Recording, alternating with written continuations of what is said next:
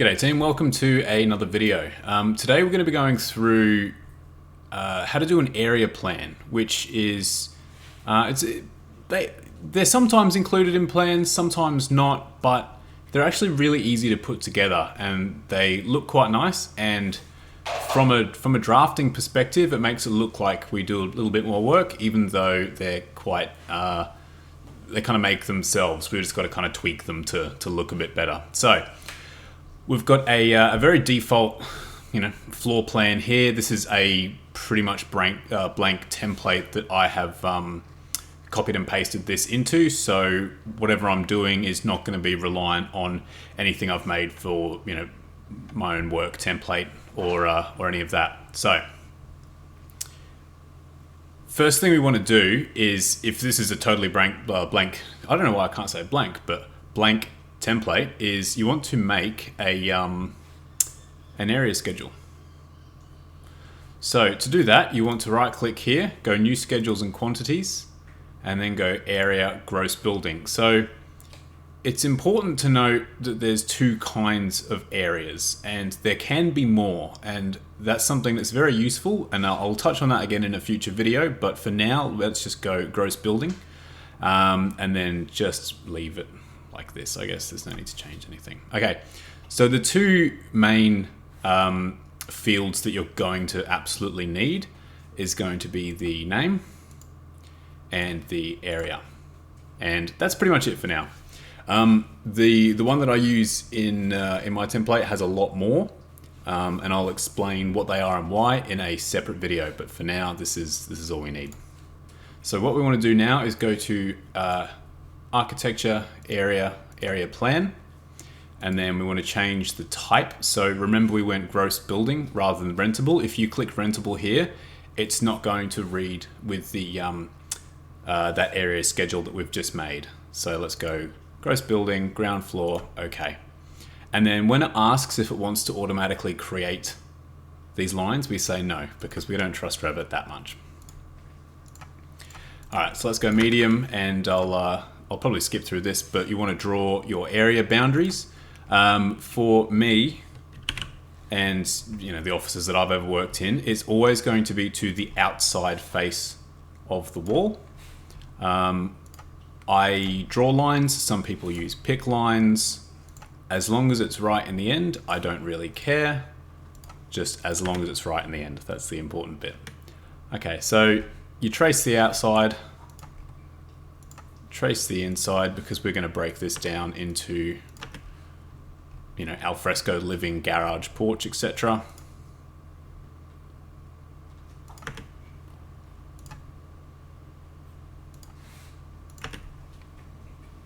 Hopefully you guys can't hear my dog sniffling around in the background. If you can, I apologize humbly.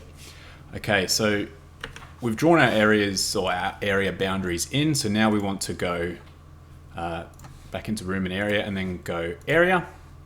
So then we put these in here. So we'll rename these, whatever the rooms need to be.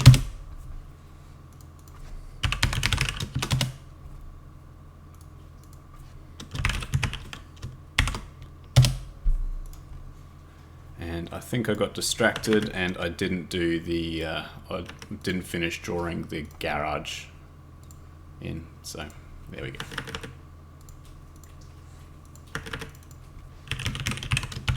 Okay.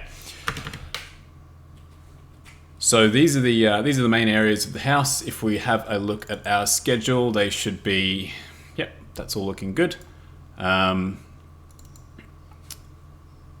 We go back to our, if we go back to the area plan now. So if we were to put this on the sheet, it would, it'd look okay, but it's kind of hard to work out if it's right or not.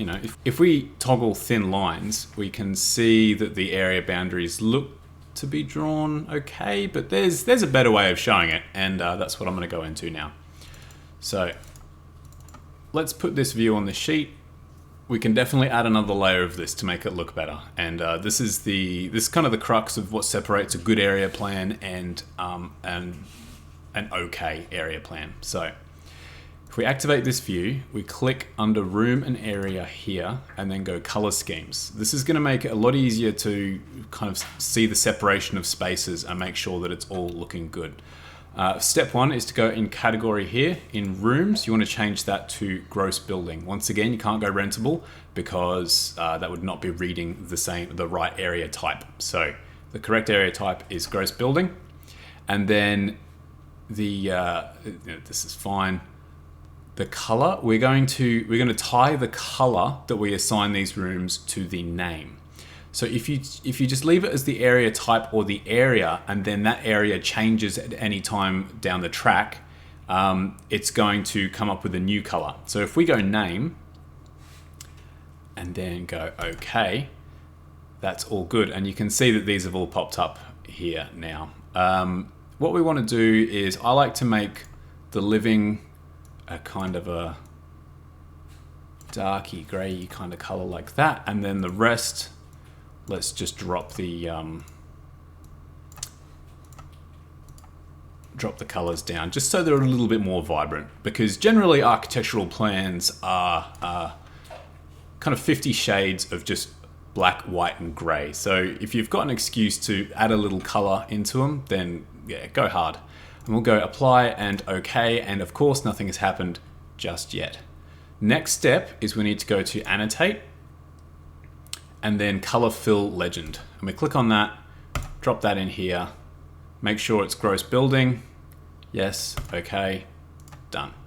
All right, we are certainly getting there, but we are not there just yet. I delete this as well because, you know, the areas have area tags, so we don't need that. This looks cool, except the color doesn't quite go through the walls. You can go, I think we could go wireframe mode, but then that makes things look a bit iffy, like here. So what you can do to make them show up here is change the color scheme. So over in the properties of this view, change the color scheme location from background to foreground, and then that's going to show up like that.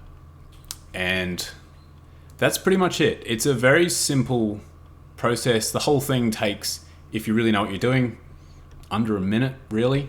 It adds another layer of kind of protection to your plans. So if for whatever reason your area plan wasn't right, that can have not ideal consequences, because you know, builders and everyone are going to be looking to this area schedule to be making, you know, quotes and working out how much the job's going to cost, and they kind of use the square meterage as a kind of like a first step when they're really working that out. So if this isn't right and this isn't right, then it can cause problems later on. But if you have an area plan in your set of drawings, it can really make it kind of impossible for this to be wrong. And that's what I'm all about. I'm not perfect, I make mistakes, so I try to develop systems which make those mistakes as hard to make as possible. So